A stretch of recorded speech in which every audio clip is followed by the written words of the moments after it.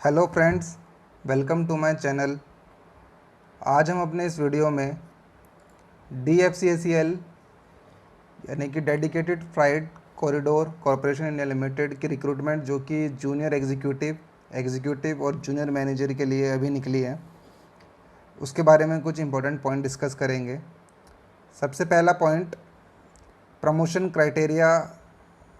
इस कॉरपोरेशन के अंदर प्रमोशन क्राइटेरिया क्या क्या है कि किस किस लेवल पर क्या क्या हायरार्की है और क्या क्या ऑर्गेनाइजेशन स्ट्रक्चर है। ठीक है। सेकंड पॉइंट हम डिस्कस करेंगे कि सिलेक्शन के बाद ट्रेनिंग लोकेशन कहाँ कहाँ होती है और ड्यूरेशन ऑफ ट्रेनिंग क्या होता है, उसमें क्या बताया जाता है। थर्ड पॉइंट, मैं आपको एक सैलरी स्लिप दिखाऊंगा सीनियर एग्जीक्यूटिव की, और अदर पर्क और अलाउंसेस क्या क्या मिलते हैं इस कॉरपोरेशन में, इसके बारे में भी आपको बताऊंगा डिटेल में। फोर्थ पॉइंट, वर्क प्रोफाइल क्या होती है, उसका थोड़ा सा आपको ब्रीफ आइडिया मैं दूंगा कि इस कॉरपोरेशन के अंदर ब्रीफ में आपको बताऊंगा कि जो आप सिलेक्ट होंगे तो उसका आपका वर्क प्रोफाइल क्या होगा। फिफ्थ पॉइंट, बुक्स इस एग्ज़ाम के लिए कौन सी रेफ़र करनी चाहिए आपको, कौन सा, और आपको इस एग्ज़ाम को कैसे टैकल करना चाहिए, कैसे पढ़ना चाहिए इस एग्ज़ाम के लिए। ठीक है, तो इस वीडियो में मैं आपको ये पूरे पॉइंट्स बताऊँगा। अगर आपको वीडियो अच्छा लगता है तो वीडियो को लाइक ज़रूर करें और चैनल को सब्सक्राइब ज़रूर करें। अगर आपकी कुछ क्वेरीज़ हैं तो आप मेरे इंस्टाग्राम हैंडल पर, जो कि दिलीप_गुर्जर है, इस पे भी मुझसे अपने कुछ क्वेश्चन, चाहे इस टॉपिक से रिलेटेड हो चाहे किसी भी टॉपिक से रिलेटेड हो, आप मुझसे पूछ सकते हैं। तो चलिए स्टार्ट करते हैं इस वीडियो को। सबसे पहले, ऑर्गेनाइजेशनल स्ट्रक्चर क्या है। ठीक है, मैं आपको ऑर्गेनाइजेशनल स्ट्रक्चर के बारे में बता देता हूँ। सबसे पहले बेसिक जो ग्राउंड लेवल पे होता है, जूनियर एग्जीक्यूटिव होता है, जिसके लिए मिनिमम क्वालिफ़िकेशन जो होती है ITI की होती है। सेकंड, एग्जीक्यूटिव होता है जिसके लिए मिनिमम क्वालिफ़िकेशन डिप्लोमा होती है। थर्ड होता है सीनियर एग्जीक्यूटिव, जो कि एग्जीक्यूटिव के बाद प्रमोशन में आता है। फोर्थ होता है जूनियर प्रोजेक्ट मैनेजर, जिसकी वैकेंसी भी निकली हुई है। इस बार के जो अभी कॉरपोरेशन की जो वैकेंसी है DFCCIL की, उसमें जूनियर मैनेजर और जूनियर प्रोजेक्ट मैनेजर, इसकी वैकेंसी भी निकली हुई है। फिफ्थ होता है असिस्टेंट प्रोजेक्ट मैनेजर। सिक्स होता है डिप्टी प्रोजेक्ट मैनेजर। ठीक है, इसके बाद लास्ट में प्रोजेक्ट मैनेजर होता है। जो एग्जीक्यूटिव होता है वो सिमिलर होता है जूनियर इंजीनियर के। ठीक है, एग्जीक्यूटिव जो होता है वो जूनियर इंजीनियर के सिमिलर होता है, और जूनियर एग्जीक्यूटिव एक सुपरवाइज़र के जैसा होता है। तो एग्जीक्यूटिव को जो है सीनियर एग्जीक्यूटिव बनने में 4 साल लगते हैं। 4 साल के वर्क एक्सपीरियंस के बाद में सीनियर एग्जीक्यूटिव का प्रमोशन मिलता है। ठीक है, सीनियर एग्जीक्यूटिव एक ऑलमोस्ट अगर देखा जाए, उसका सैलरी का स्ट्रक्चर देखा जाए तो वो एक असिस्टेंट इंजीनियर की सैलरी के बराबर होता है। अगर आप जैसे MCD के और दिल्ली जल बोर्ड के AE के मुकाबले कंपेयर करें, जिनका कि 4600 का ग्रेड पे होता है, तो वो सैलरी लगभग इनके बराबर होती है। ये मैं एग्जाम्पल के तौर पर बता रहा हूँ। 4600 ग्रेड पे, एक्चुअल में इनका ग्रेड पे अलग सिस्टम चल रहा होता है। कॉरपोरेशंस के अंदर जो होता है अलग इनका बेसिक पे स्ट्रक्चर वगैरह सब कुछ अलग होता है। मैं आपको सैलरी स्लिप बताऊंगा तो आपको उसमें समझ आ जाएगा। तो यहाँ पे मैं आपको बताना चाहता हूँ कि एग्जीक्यूटिव को 4 साल लगते हैं सीनियर एग्जीक्यूटिव बनने में। फिर सीनियर एग्जीक्यूटिव को प्रमोट होने के लिए जूनियर प्रोजेक्ट मैनेजर में आगे लगते हैं 3 साल, जो कि जूनियर प्रोजेक्ट मैनेजर का ग्रेड पे होता है 4800 के बराबर की सैलरी होती है। इसकी ग्रेड पे अलग होता है उसका बेसिक पे, लेकिन इसके बराबर होती है। नेक्स्ट जो प्रमोशन होता है असिस्टेंट प्रोजेक्ट मैनेजर का, तो उसमें फर्दर 3 साल लगते हैं, जो कि एक स्टेट लेवल का जो इंजीनियर असिस्टेंट इंजीनियर होता है 5400 ग्रेड पे, उसके बराबर इक्विवेलेंट सैलरी होती है। तो अगर आप टाइम पीरियड देखा जाए तो 4 साल सीनियर एग्जीक्यूटिव के, फिर 3 साल जूनियर प्रोजेक्ट मैनेजर के, और फिर 3 साल, यानी कि 10 साल में उसको ऑलमोस्ट एक जो स्टेट का जो वो होता है AE, उसके बराबर सैलरी मिलती है। हालांकि ज़्यादा सैलरी होती है बट ऑलमोस्ट इक्विवेलेंट होती है उसके। तो पूरे 10 साल बाद जाके वो उसके इक्विवेलेंट होता है। नेक्स्ट जो होता है डिप्टी प्रोजेक्ट मैनेजर होता है, वो एक एग्जीक्यूटिव इंजीनियर के रैंक का आदमी होता है। उसको 6600 ग्रेड पे तक की सैलरी मिलती है। तो ये इसकी ओवरऑल हायरार्की है। ठीक है, तो ये इसी में प्रमोशन इसी तरीके से इस ऑर्गेनाइजेशन के अंदर प्रमोशन जो है इसी तरीके से होता है। लेकिन इसमें एक जो नोट करने वाली बात है, नोट करने वाली बात क्या है, अगर इस टाइम पीरियड पे ऊपर सीनियर एग्जीक्यूटिव हो गया या प्रोजेक्ट मैनेजर हो गया, जूनियर प्रोजेक्ट मैनेजर, अगर ऊपर सीट खाली हुई तो प्रमोशन होगा या नहीं होगा, ये डिपेंड करता है।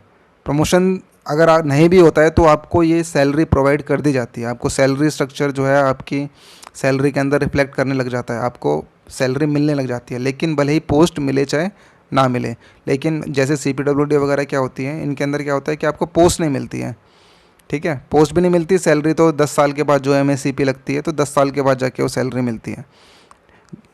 तो ये एक बेसिक इसका ऑर्गेनाइजेशन स्ट्रक्चर था।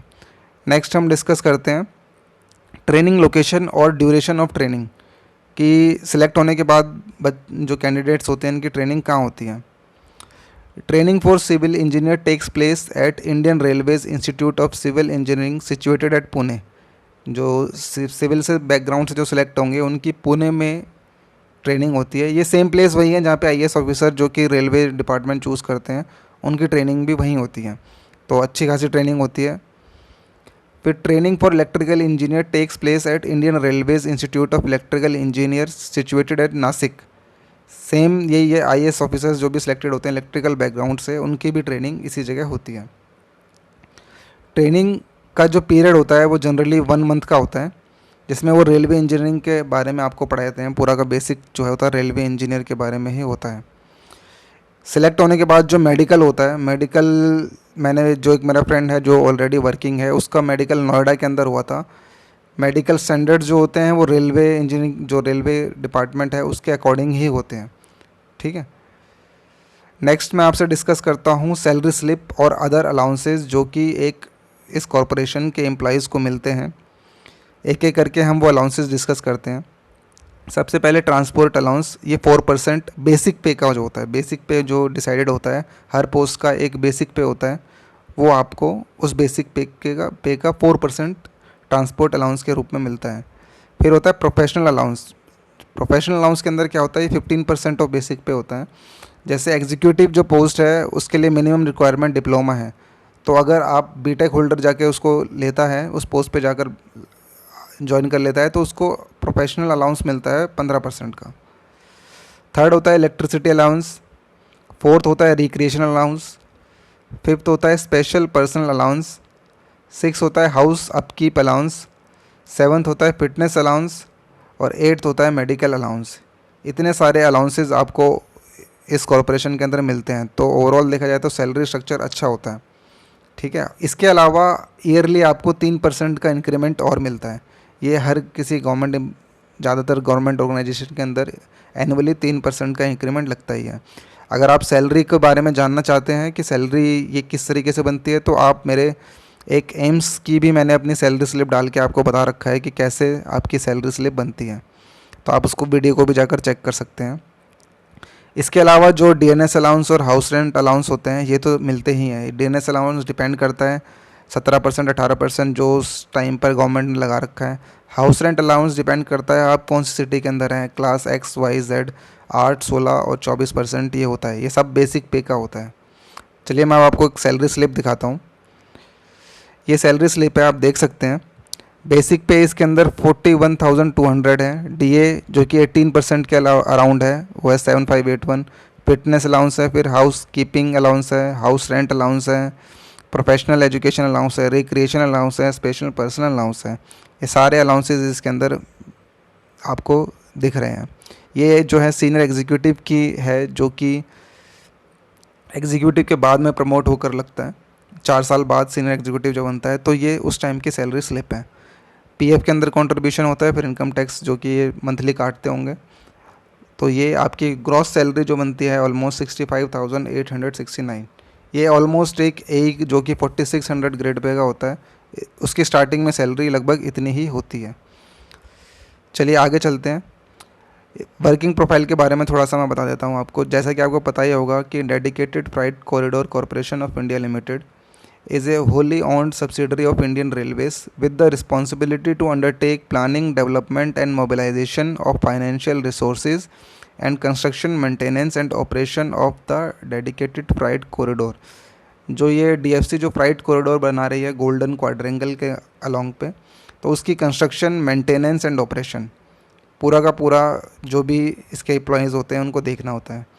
Selected candidate can be posted anywhere in India where the project is running. जहाँ पर भी प्रोजेक्ट चल रहा होगा वहाँ पर आपकी पोस्टिंग हो सकती है। जो कैंडिडेट सिलेक्ट होते हैं वो कंस्ट्रक्शन, ऑपरेशन एंड मेंटेनेंस को देखते हैं, ठीक है। जो भी कंस्ट्रक्शन चल रही है, एक्चुअली में क्या होता है, जो एग्जीक्यूटिव्स होते हैं, जो भी कंस्ट्रक्शन चल रही होती है, किसी भी कंपनी को जो कंस्ट्रक्शन मिल रखी है, एक थर्ड कंसल्टेशन पार्टी रखी होती है। तो वो पार्टी बिल पुटअप करती है और जो एग्जीक्यूटिव या सीनियर एग्जीक्यूटिव या प्रोजेक्ट मैनेजर होते हैं वो उसको वेरीफाई करके आगे पेमेंट के लिए प्रोसेस करते हैं। तो ज़्यादा स्ट्रेसफुल जॉब नहीं है, पॉलिटिकल इंटरफेरेंस कुछ नहीं होता है इसके अंदर। काफ़ी शांति भरी नौकरी है, अच्छी खासी सैलरी मिलती है, टाइमली आपको सैलरी में इंक्रीमेंट मिलता रहता है, अच्छे खासे अलाउंसेस भी मिलते रहते हैं। लेकिन जो सेंट्रल गवर्नमेंट वगैरह से अगर आप कंपेयर करो तो आपकी अथॉरिटी नहीं होती, ज़्यादा पावर्स नहीं होती, ठीक है। वो अगर आप ज्वाइन करोगे तो कोई सेंट्रल गवर्नमेंट की जॉब, तो आपको थोड़ा ज़्यादा पता चलेगा कि क्या अथॉरिटीज़ होती हैं। तो उसके मुकाबले यहाँ पे देखा जाए तो एक स्टेबली और टाइमली प्रमोशन है। अगर ऊपर सीट्स खाली होती हैं तो आपको पोस्ट भी मिलती है, अगर पोस्ट नहीं भी मिलती तो आपका सैलरी स्ट्रक्चर आपको ज़रूर मिलता है। तो सैलरी के बेसिस से अगर आप देखें तो आपके लिए ये डिपार्टमेंट बहुत अच्छा है। नेक्स्ट आपको इस वीडियो में मैं बताता हूँ कि आपको अगर DFCCIL के लिए प्रिपरेशन करनी है इन पोस्ट के लिए, तो आपको क्या क्या बुक्स रेफ़र करनी चाहिए। तो सबसे पहली बुक मैं आपको अपने कई वीडियोस में बता चुका हूँ, यूथ कॉम्पिटिशन्स की AE और JEE की जो प्रीवियस ईयर के एक बुक है, बहुत इंपॉर्टेंट बुक है वो। किसी भी एग्ज़ाम के लिए आप जाएं उस बुक को कंप्लीट कर लें। हालांकि इसकी अब एग्ज़ाम की डेट भी पोस्टपोन्ड होगी ही, अच्छा खासा आपको टाइम मिलेगा। इसमें रेलवे वगैरह और बाकी जो टॉपिक्स हैं, स्ट्रक्चर वगैरह, सॉम वगैरह, ठीक है। सर्वेइंग को थोड़ा ज़्यादा फोकस देकर पढ़ें, सर्वेइंग काफ़ी इंपॉर्टेंट है, रेलवेज़ के अंदर सर्वेइंग भी काफ़ी करनी पड़ती है। तो इस चीज़ को अच्छे से पढ़ें। इसके अंदर जितने भी प्रीवियस ईयर के क्वेश्चन हैं काफ़ी हेल्पफुल रहते हैं, इस बुक को ज़रूर करें, ये बहुत ज़्यादा हेल्पफुल बुक है, ठीक है। सेकंड जो बुक है, इसके अंदर SSC JEE के प्रीवियस ईयर के क्वेश्चन, टेक्निकल हो चाहे नॉन टेक्निकल, क्योंकि इसके अंदर 96 क्वेश्चन टेक्निकल के हैं और नॉन टेक के 24 क्वेश्चन आएंगे, तो 120 के अराउंड इसमें क्वेश्चन होते हैं। तो टेक्निकल के साथ साथ जितना टेक्निकल इंपॉर्टेंट है उतना ही नॉन टेक्निकल भी इंपॉर्टेंट है। तो SSC JEE को अगर आप जो प्रीवियस ईयर के इसके जो क्वेश्चन हैं उनको अच्छे से करके जाएँ तो दोनों पार्ट के लिए बहुत अच्छा रहेगा आपके लिए, ठीक है। तो गुप्ता एंड गुप्ता बहुत पुरानी हो चुकी है, गुप्ता एंड गुप्ता को इतना फोकस में ना रखें, ठीक है। इन दोनों बुक्स को अच्छे से अगर आप पढ़ के जाएँ तो अच्छे खासे आप मार्क्स स्कोर कर सकते हैं। कट ऑफ आप अपने लास्ट ईयर्स की देख सकते हैं तो आपको आइडिया लग जाएगा कि कट ऑफ कितना जाता है इसका, ठीक है। तो थैंक यू। अगर आपको ये वीडियो अच्छा लगा हो तो वीडियो को लाइक ज़रूर करें और चैनल को सब्सक्राइब ज़रूर करें। Thank you very much.